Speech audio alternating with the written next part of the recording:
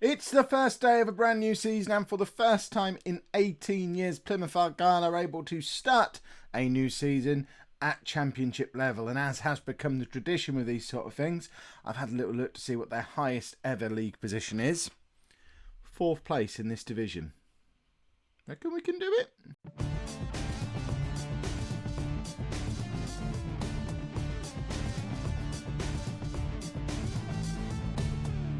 Hello and welcome to Season 12, Episode 1 of Non-League to Legend. I'm Kev, and coming up on today's episode, we've got our first game of the new season at home against Huddersfield. But before we get into that, we need to have a look at the summer transfer business. There has been a lot of it. We haven't gone nuts though. I haven't done it Kev style necessarily. We've spent it all, obviously. And we're we're £500 a week above our wage budget. That is nothing as far as I'm concerned. We've still got £2.5 million in the bank. The projection for the end of the season has us only slightly in the red. That's not a disaster. I think we've done some quite good business. There's been a lot of players coming in and out, so we're not going to look at them all, because if we looked at them all, it would take all day. So we're just going to look at we'll recap who's gone, look at the big names who've come in. There's a lot of youngsters who've come in who you might meet over the course of this season, but realistically they've been signed with the future in mind. So let's have a little look at the business we've done, starting with the outs. We had a couple of retirements, Lou Kaling and Unai Al-Ghazabal. We're not going to miss either of them. And then a whole bunch of people released on free transfers who, again, we're not going to miss. Georgievic, Bennett, Davis, Vickers. None of these are important. Jose Antonio has left the club for more than we paid for him, which I think is a cracking bit of business for a 31-year-old. We've more than doubled our money on him. He had an okay season, but he was never going to get in the team this year. We've also loaned a couple of youngsters out for fees, which is a new thing for us. But the big sale of the summer is that Declan Davison has left the club. He's gone to Swindon for $650,000 up front, rising to $850,000 depending on appearances and performance. So we've sold a grand total of £1.1 million worth of player, which is what we've spent. Now, before you've already looked, you know why I've sold Declan Davison. We'll have a little look through the players that we've brought in. There are a few familiar names on the list. Firstly, Adam Cato, who was one of our stars of Blackpool a couple of years ago. I really liked him as a box-to-box midfield player. Blackpool sold him on to Carlisle last summer. We tried to get him then but couldn't afford him. We can afford him now with all our championship monies. So we spent £500,000 bringing Adam Cato into the club to add a bit of extra quality to the midfield, although we then signed more players who were better than him, so he's probably not going to start very often. But at the time, I thought it was a good idea. We've brought in Craig Hull, who's a 25-year-old striker, on a free transfer, already worth nearly £1 million. He comes in from Birmingham, where he's been scoring goals on a regular basis for the last 3 seasons down in League One. But you've already looked further down the list. You know he's not going to be our main goal threat this season, because this man has arrived. Martel Taylor-Crossdale, still only 27 years old, comes in on a free transfer from Southend. I don't know what they were thinking. He's scored 124 goals in 297 games for Southend. He got 20 goals in 40 games last year in their title-winning season. The title-winning season he had with me, he got 26 goals in 41 games.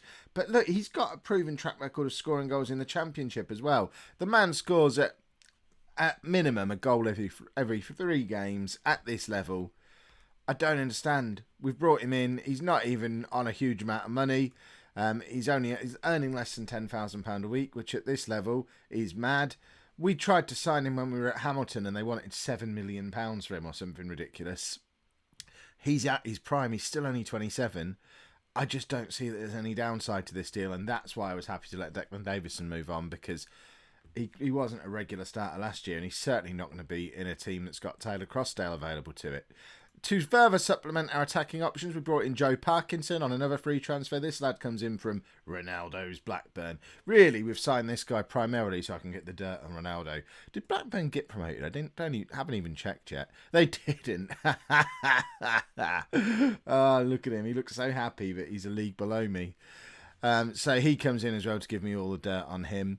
More youth players. Then we spent some money. Matt Mantum is the midfielder who's probably going to stop Cato being a regular player for us. Look at that potential. 4.5 solid stars. None of this blacked out nonsense. Only 22. 3.5 star current ability. 4.5 proper stars of potential ability. I don't understand how we've signed him. We've gotten for an absolute bargain price as well. He came from the Man City youth team. Went on a free transfer to Swindon. They only managed to keep him till Christmas before Fulham spent a load of money on him. Loaned him out for a couple of seasons. Firstly to Crawley in League 2, then to Aberdeen in the Scottish Premier League. And then they've let us buy him for half what they paid for him. It makes no sense. He's never played a game for Fulham. Oh no, sorry, he's played one game for him. We've got ourselves a proper player there, and I'm very happy with that signing. More youngsters. These two are probably going to be our backups. Backup right back and a backup left back. Neither of them are going to get in the team on a regular basis. This guy is to offer some proper competition at right back for Nyambi. Calvert Davidson, 3-star current ability, 3-star potential ability. Played the last 3 seasons at Bolton in League 1, having come through the youth ranks at Spurs and never playing a game for them. We've also signed a new goalkeeper, Elvis Kabashi. He wasn't our first choice, but he might end up being our first choice keeper this season. Supposedly considerably better than either of our other 2 options. He's still only 27 years old. He's played for Lazio before. Never really played regularly for anyone outside of Albania, which might be a little bit of an issue. But we'll see how he gets on. He didn't cost us a lot of money, only £200,000. We can certainly live with that. And then more youngsters. This guy, he's got the potential to be a bit good. 18-year-old Polish striker. We've only got him on loan. 3.5-star current ability, 5-star potential ability. We asked to buy him and they just laughed. We've got Tom Dixon back on loan again this season as well. This is why we're comfortable letting Davison go. We got all our loanees from last year back, actually. They just don't show on this page. So we got Dixon, Smith and Thompson. They were the 3, weren't they? Don't think there was any more. So I think we've got a really strong squad. But we've never really properly succeeded at Championship level. We had a decent-ish season with Southend when we first got up, but I don't know. I don't know if this is going to be. I know you have that thing in the Championship where we've just spent £1 million over the summer and think we've got a really good squad, much better than the team we had last year. At the top end of the Championship, teams will have spent £25 million and have a squad that was in the Premier League last year. So we'll have to see how we get on. But this is the team that we're putting out there for the first game of the season. We've got Thompson in goal, a back 4 of Smith, Fidalgo, Jordan and Davidson, with Fisher, Smith and new boy Mantum in midfield, Hartley in behind, new signing Hull and Dixon. So Taylor Crossdale, Shorthouse, they're on the bench, as is Kabashi, and we'll introduce him as we need him. I don't want to throw a whole load of new players in. I have no idea at this stage what my best team is going to be. We're going to kind of make this up as we go along. This is one of the youngsters that we signed. I suppose we should have a look at him as he's making it onto the bench today. He came in on a free transfer from Cliftonville. We brought in a couple of players from Ireland this year, actually, one of which we've loaned straight back. Sorry, this is Northern Ireland, not Ireland. The other lad was Ireland. But he's got bags of potential. And we are still, if we could find one more player or one little pile of cash now, we'd spend it on a centre-back. So that's why we've got an untried youngster on the bench today, because we are a little bit light on centre-back options. We haven't got any money left, though. So unless Fisher goes, which there are, I think Portsmouth are up to about £1.5 million off of offers for him at the moment. I just don't want to sell him, but he is out of contract at the end of the season. And we've got Adam Cato sat there, not in the team, who we've just spent £500,000 on, and we know he's a good box-to-box midfielder. So I think if Portsmouth get to £2 million for Fisher, we'll probably let him go, reinvest the money in a decent centre-back, maybe some competition as an attacking midfielder for Hartley and Shorthouse and McBride. Or we could just put some money in the bank and not be mad. Right, Dixon is through on goal and he's forgotten his League One shooting boots. I mean, that chance he would have put away last season. There's no reason for him to miss just because we're at a higher level. He should at least force a save out of the keeper. And Huddersfield are just knocking the ball about us rather easily there. But Davison makes the tackle and Hull picks up the ball. It's the first time we've seen Hull on the ball. Finds Mantum up to Dixon, Hartley, Fisher. Again, what's with the hitting it miles wide? Is it stage fright? They're not used to being at this level. Dixon's through again and misses again. We've had 3 clear-cut chances in the first 40 minutes of this match, and all 3 of them have just been horrific misses. We're not even forcing saves out of the goalkeeper. Right, Hartley over the top to Dixon. It's his 3rd really good chance of the first half. At least this one he's on target, but it was so tame that the keeper wasn't even a little bit troubled. And Dixon is through again, but can't get ahead of the Huddersfield defence. He just wasn't quick enough. And now they're coming back at us again. How much did we want that to be Taylor Crossdale there running beyond the back four? I mean, really, it's a very strong argument already for getting him in the side. Fisher with a more effective shot as well. So they're both starting to shoot on target, and we have played well in that first half in everything other than our shooting. Our end product has been complete rubbish. So hopefully we can sort that out in this second half. And if we can't, we've got a very good championship quality striker sat there on the bench, ready to come on. Plus Keith Shorthouse as well, who his meteoric rise up the divisions continues.